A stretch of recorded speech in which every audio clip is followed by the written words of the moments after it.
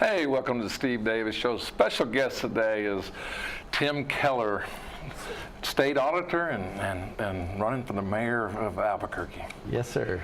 Well, hey, thanks for coming out. I know you've been busy. I actually saw you downtown, and I was honking at you, and people were actually getting your autograph and talking to you. That's got to be a good feeling, right?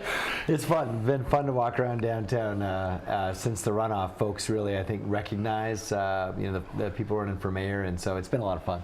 Well, and it was funny because we were driving one way, okay, and I'm yelling at you, and then there's like these. It was funny because I saw a different angle than you. You're I don't know where you were going. I didn't know which way to turn. And so a guy comes kind of walking across the street and introduces me. I think I know you and who you are, and so he was on a bike too. Right. Yeah, so I'm sitting there going, wow, how neat. And then you got me yelling at you, going like, I'll see you at 3 o'clock. I'll see you at 3 o'clock, and you're like, who's that in that car? So, but here's something that I love. Steve Davis shows about sports, and it's about just talking to people about our athletes and coaches and the facilities in Albuquerque. But shit, you're San Pius and you're a quarterback. See, I didn't know that. I just found that out. So and you're historical. And tell us why you're historical, because I see if you know where I'm going with this. Well, I tell you, I played football for St. Pius and was the quarterback there. On and off, we had, I think played 3 years on varsity and shared some time with another great guy. And I tell you, playing high school football, though, one of the best experiences I've ever had. I just loved it. And the amazing thing is, the legacy at Pius, and every high school's got its own unique program. And when I was there, we were rebuilding, and I got to see when I started. I think we didn't win a game, and by the time I left, we had made the playoffs. That was very exciting, but we were still about a 500 team. But my coach there was San Juan Mendoza, who, of course, lasted all the way until last year and won 2 state championships. And I think now just retired and does some commentary for you guys. But until last year, I had the same coach as the kids now. And the current coach, David Montoya, he was my era, so I know him quite well, and we still keep in touch, and we actually still throw the football together. You know what? Sports, the fraternity, the camaraderie that you gain from, it's like when you're speaking, you're like, you could remember instantly, like those days, how important. I still know the plays. I can do my footwork, triple option. Yeah, you learn not to get hit because it looks like you're pretty good shape. So, man, I loved it. We now too. The amazing thing is, even on the campaign and in my my current profession, I work with folks who I played football with on the campaign front.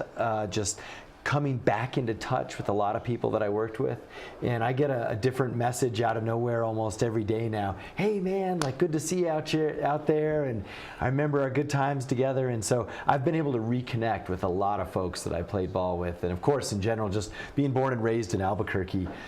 When you start running for office, it's awesome how people who've known you your whole life come and help out. I mean, it really is a special thing. It's one of the best parts of public service. And I had to bring this up, and I brought it up the first time that you met me in my older days is at Alan Armillo's house, and I met you when you were a little young kid, and I don't know, we were at your dad's house, and there's his my wife worked for your dad, so so my wife has been your fan without you knowing that. I don't even know if you knew who my wife is or whatever. Sure. But it was funny. Well, you hear Tim's doing this. So I was keeping up with you, and you were like maybe even, I don't want to age myself, okay? So I still think I'm pretty young, okay? So you are. But it was interesting that when I came up, because you were like kind of looking at me. It was funny, how you're like, well, I kind of recognize you from something, yeah. But it was great to see your dad at the Wiener Schnitzel, and I guess you were talking about your dad being he likes to visit the Wiener Schnitzel. I guess I guess him and I have something in common, because about once a month, man, my mom's over here and viewing this right now, and I go by her house, and every now and then I'll say, hey Mom, let's jump in the car and let's go over to the Wiener Schnitzel down here and then that's do where it. you'll find my dad. Nobody knows about that. Okay, that's right. No, he loves it. It's amazing. It's a small world, in Albuquerque, and it's true. Even you and I are a good example of that. And of course, I vaguely remember your career a little bit and hearing about it, and for me, it is extra special. You see family, friends, and they come back into your life in all different ways, and so it's been good to reconnect. Well, and it's funny how it's probably I'm not even gonna go there, because I don't want to age myself. So I'm gonna be. You were kind in saying that I look still young. So, but that's. That athleticism, I didn't know that. That's why people don't know that. I mean, you don't really, you don't, because you're in St. Pius. You gotta love St. Pius. I mean, the history of St. Pius, and then the camaraderie that goes through, and that's just goes through it sticks with you for the rest of your life. Yeah, and it's amazing. I played baseball when I was there too, and later on, so 20 years later, I was in the Roundhouse State Capitol. I was a state senator for 6 years, and all of a sudden, up on the rostrum for an award is my former baseball coach. So Ron Murphy coached me at Pius, won a state championship there, and then now he's still coaching, and I think it was just 3 years ago he won again. And so I'm up there shaking his hand, and we hadn't seen each other in like 20 years. Just a special thing, and that kind of I think it's great too that this station and that even the viewers and the listeners. I'm a big believer in sports and in high school sports, and I still play. So I throw the football once a week with some buddies of mine from Del Norte, and we get out there. It's just the only way to stay in shape. I'll run pass patterns, and and we're like old and everything, but it's fun. You keep in touch with folks, and I love the game, and so I'm proud to still kind of at least be athletic. But I played rugby in grad school too, which was pretty cool. We didn't have that when I was growing up, and now they have it, which is awesome. But I had to play it in college, and that's an addition, a new sport that I think is a great thing for our city. Well, Tim, we're going to go to the Dream Style Top 10 Plays of the Week, and then we're going to come back and just talk sports. Sounds good.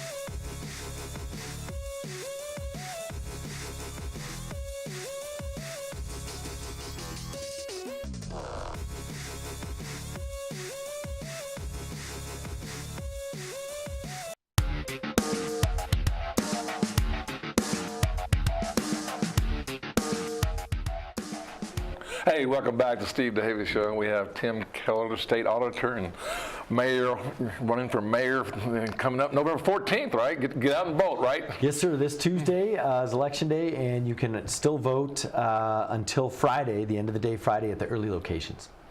Well, we'll get into a little bit of that. So you're at Pius, and then Notre Dame. Let me know about Notre Dame. I've been there. I've seen the goal, but tell me some good story, about football games and the pride that Notre Dame has.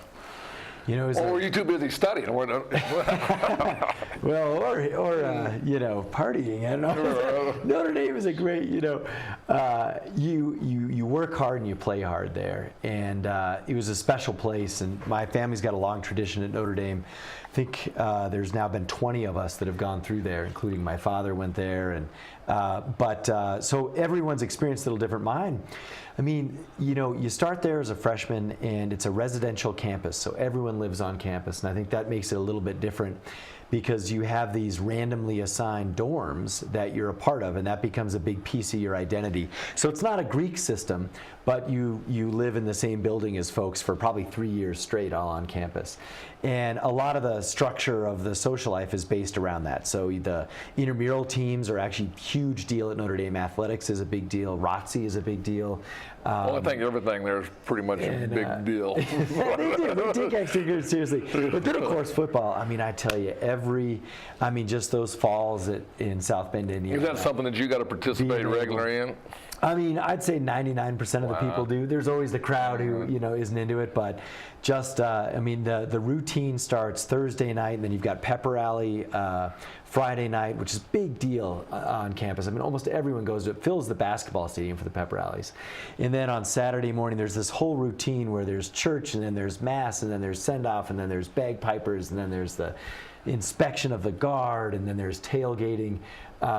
It's just it's a whole lifestyle in the fall that's really special, actually. It's just a great thing to do when you're 18 to 22 years old, and get an education, but on the weekends you really live it up and enjoy some good football. Very special. And then here's something I always appreciate, somebody going to Notre Dame and having success, but you came back to Albuquerque.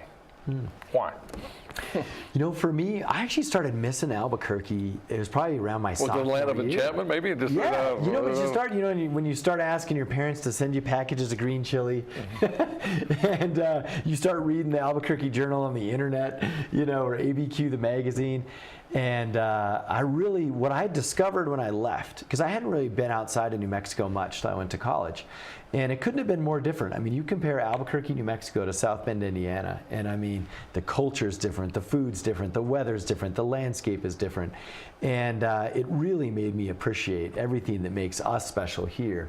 And so it took me about 10 years, but I tried to move back 3 different times in my life. And basically, I wanted to move back home right after college, but I could never line up a job. And so eventually, actually after 10 years, I had to do it cold turkey. I quit my job, broke up with my girlfriend. I was living in Houston at the time, and I moved back in with my parents. I mean, I had to force it to come back here. But I did that because I have a passion for this city. And I also rededicated my career. I was in business for 10 years, mostly big corporations, things like that. I had a nice stint in Cambodia, started a company there. But I wanted to come back, and when I finally did, I just had to do it. And then I decided I was going to dedicate, hopefully, the rest of my career, if I can, to government. I'd always liked government, even when I was a little kid. Student council, I even watched C-SPAN. I mean, that was kind of weird. And luckily that's worked out. The voters have given me a chance to be a state senator from Albuquerque, and now as state auditor. And so I think as long as I keep sticking up for my values and making a difference, pushing the envelope, I'm here for whatever folks want me to do for our city and our community. And I'm not real big political, but you just made a hit. I know this is a big point because I've been going to the mayors, listening to everybody's campaign. But the biggest thing that I'm a New Mexican, man. I'm from Clovis. I can come to Albuquerque, play at UNM, and I just love New Mexico. Mexico. So like Steve Alford said, we are New Mexico. I feel like I am New Mexico. Okay, so I mean, and then there's a lot of people that you're finding out that they stayed here and they just want New Mexico to be the best, and that's one of the big concerns is we graduate people and they're gone. They don't come back. And you're unique because you came back and you missed it. But how many people are, we put them in our education system and then we're giving it to another state. It's so true, and we call it. Even our population's going down. I mean, we're one of the only Western cities that has a decreasing population, and in many which grew for many years. Right, exactly. And this is after years and years of tremendous growth, and our kids are kind of voting with their feet, and they're leaving. And for me, that's a big reason. My wife too. She's born and raised here. She's from Corrales, and we're raising our kids here. We got a 2- and a 4-year-old. And we both work, so she works out at the labs. And what we see, though, is even in our era, almost everyone left. But there are some people coming back. That's the good news. But even younger than us, there's just more people leaving than are staying. So what do we do about it? And I think this is what's really important, even from a mayor's perspective. One is, I think we've got to champion our city for who we are. In other words, there's great things to borrow from Portland and from Austin and Denver, but I want to be the best Albuquerque we can be. We already are unique and special. We've just got to own that, and we've got to own our own solutions to actually make this a place where people want to stay. And so we've got all sorts of ideas in terms of how to help entrepreneurs and how to help folks who want to stay employed here and get a good job and have a career path here, but also for our kids even in high school. I believe in getting back to high school apprenticeship programs. And that means in the trades, but it also means things like coding camp and sectors that are growing. Healthcare sector, you can partner with CNM now, and we'll put in an after-school program in your high school. You can graduate with a dual degree in a job, in a career path that actually can get you a job because healthcare is growing in New Mexico. That kind of connecting those dots, that's what I want to do as mayor, so that our kids can see a career path here. Because right now it's tough. It's usually an entry-level job. And then where do I go from there? And that's why I think a lot of people leave. Well, Tim, we're going to come back and we're going to talk more about Tim Keller and running for mayor. Sounds good. See, that's my... Hoops NM Basketball Center is coming soon. 10 full courts broken into 2 wings for ultimate basketball and volleyball play. Locker rooms, a lounge area, a pro shop, and a full snack bar will all be a part of a great experience. Convenient parking and access will make the Hoops NM Basketball Center a premier facility for league play and competitive regional tournaments. With over 9,000 square feet, Hoops NM Basketball Center will take court sports play to another level in our community. Courts are regulation high school size with wood floors and seating for approximately 350 per court. Major sponsors and supporters are being assembled now. If you're interested, contact Dan Serrano at 505-249-7994. Send him an email, hoopsnm@aol.com. That's hoopsnm@aol.com. Hoops NM Basketball Center, a premier sports facility serving our community.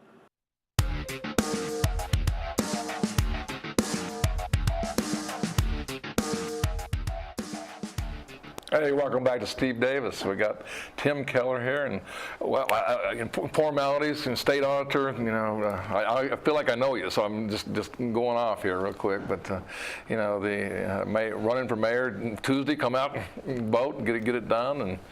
And one thing that's probably the biggest interest of Proview Networks, we as I stated, we have all the contracts with APS to promote New Mexico student athletes, and I think that's any coach, any administration, or anybody we want our athletes to get looked at. And one thing that Proview has done is help people get scholarships and do things, and just see our athletes get better. And one thing I don't know all your details on what student athletes, but if you keep student athletes busy, then you probably have less problems.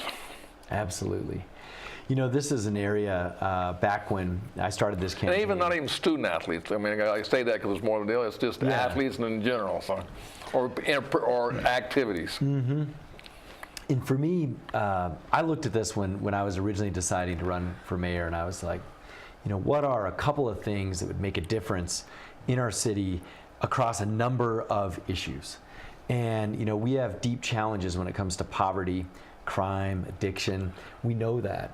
And a lot of them are in our schools, unfortunately. But what are we going to do about it? And my campaign is about owning this challenge and trying to do one thing that will actually make a difference for our kids that's more than like a task force or a white paper or a pilot program. So here's what I want to do. This is my vision for our city. I want City Hall to step up and actually help APS make sure that every kid has a set of extracurriculars after school. And that includes sports, music, arts, some of these apprenticeship programs like I was talking about. But when you really kind of unpack this a little bit, look, one of the best things we could do is have citywide sports leagues in middle school. And we can pick, whatever major sports work, and we'll have alternatives like music and arts and things too. But we've got to get back to keeping our kids busy, keeping them active, keeping them out of trouble, keeping them healthy. All of these have ripple effects when it comes to the social determinants of poverty and health. And this is where the city can actually step up. And I even remember when I was a kid, I mean, we know we have YMCA, we have Boys Club, we've got AYBL, we've got, don't forget Yaffle. Don't forget Yaffle, of course. Your football, you got to represent football. Let me do the basketball, okay? Yeah. And but we've got to make sure that these are integrated with our school system so that from a parent's perspective, right, what is my middle school kid doing after school? Well, I want to have 3 or 4 things to choose from at every school. And maybe we got to take folks over to a YMCA facility or whatever, but the more we can pack into the school facility, the better. But it can be run by all of these amazing organizations that are already doing it. And so now, we have this for a section of our kids. I want to have it for all our kids in every school. That would be awesome. And then hopefully we can even back it up even into elementary. But to do that, we've got to promote youth sports, and that's what's good about what you're already doing. Well, and I'll go one more. Maybe this. I don't know if this is a question. Maybe it's a question. I don't know. I'll tell you from just a layman's state. Facilities. I mean, I know it takes facilities to get this to do it. And being New Mexico and being proud of New Mexico, I want the New Yorkers. I want people from back east. I want people from California to come to Albuquerque and play in our facilities instead of our AAU teams traveling out of town and out of state. Man, AAU. I just got to remember. I didn't make the cut in AAU, but I remember. It still bothers you. It still bothers me. Totally bothers me. But I remember, man, the team in my era, because I just get the flight team in my era was unbelievable. Kenny Thomas was on it. That was my era. That's pretty. AJ Bramlett, right. Team Domzlowski. I mean, we had a dominant team. But anyway, that's why I got cut. So. We've got to utilize all our facilities. And part of their success was because they did go out to Las Vegas, Phoenix, and they played on. They were our ambassadors. There you go. Yeah. But we've got to bring folks here, and I think what we haven't seen, and just focused on the city level, it's an issue statewide too. But how many hours in the day are we using our facilities at UNM, our facilities in our high schools, even in our middle school gyms? And to me, the good thing about modern technology in terms of optimization and so forth, every time there is a park and a field not used or a gym not used, that's an opportunity for us to do a program for our kids. And especially think about the summer. I mean, I know when they're in school, but I really want to look at all of that and say, okay, how can we make sure that facilities are never the reason why we are not doing something? Because we have enough of them. They might not be the best, and yes, I think we should have more, but the thing is, we've got to have the programs to use those to their fullest. And I think we can do that. I think that's the city's role. This is what City Parks and Rec should be doing every day. Well, I mean, now they've done it. I mean, I'm looking at the Balloon Fiesta. I mean, unbelievable. I mean, I went out and I got to bring this up, Tim. I got to bring this up. Sure. Proview is the first company that ever did the first rugby tournament Nice. So you back to that. I had to throw that in on that rugby part of Yeah, it. Because, yeah. And I got to bring this up because you'll probably get a vote because you said rugby. A guy named Marty Watts, which is our salesman for Proview Networks, and I'll give you a tour of Marty Watts' all the thing about rugby because I know rugby's pretty. Yeah. I can say it hit home a little bit with you. No, and I got to say it's a great game. I know between the Vatos, right, where they're from Vegas, but they were champions. The Aardvarks all our teams are really, really cool, and we've got a great league here. It's a special thing, and it's a weird irony. When I first ran for office, it was against the women's rugby coach. And, he's a good guy when it comes to rugby, and I appreciate what he's done for the sport. The irony is I just finished playing. And so, we actually had two, pro rugby politicians running against each other. And it's just shows how growing that sport is. And third growing sport in the country. I believe that. So, and I'll tell you, for any of you American football players out there, especially if you played in high school, I played quarterback, but we ran a little triple option, and so I was able to switch over to fly half. Well, you just fit right in. And it was that. very similar. And I got lucky; I could kick with both feet. So, I was able to kind of fit in early in rugby and utilize that kind of crossover. It doesn't always work that way, but for me, it was a great crossover, and it extended just being an athlete for me for another 10 years. It was awesome. Well, I tell you, and I had to just bring that in. I kind of threw that in on the side, but back to our youth, and I think that's big. I'm listening to your speech and thing, and that's so critical. I think there are other issues. We're not going to get into those. There's the crime and the employment and all that, but really, if we take care of our youth and give them and motivate them and have them to build, then I think that solves a lot of the issues that are later on in life. So true. And I think, too often politicians are always talking about, all these good ideas at a high level. And I've been around a little while to kind of know myself and know how politicians do this. I'm trying to do the reverse.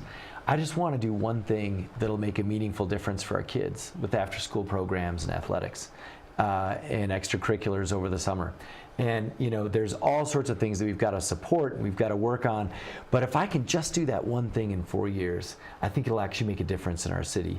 And some other cities have done it, but I think if we pull it off, it'll be an attracting point. People say, I want to move there because they've got this great school system where they have this whole set of things to do for our kids after school and over the summer. So I think it'll also be a competitive advantage for us.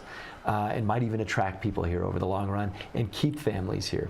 Well, Tim, one thing when you get on the Steve Davis Show, time runs quick. I mean, I had a great deal, but people get out and vote.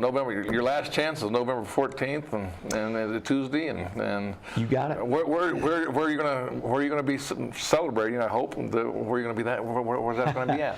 Well, first thing we got to get there. So check out tkforabq.com. That's got all of our information, fact check and issues and all that. At Election Day, I'll be out at the polls shaking hands. That's what I always do. I personally shake everyone's hand and I humbly ask for their vote for the mayor of Albuquerque.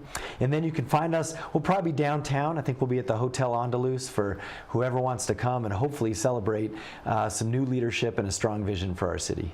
Well, Tim, thanks for coming on the Steve Davis Show and good luck to you. Thank you. Thanks everyone for tuning in.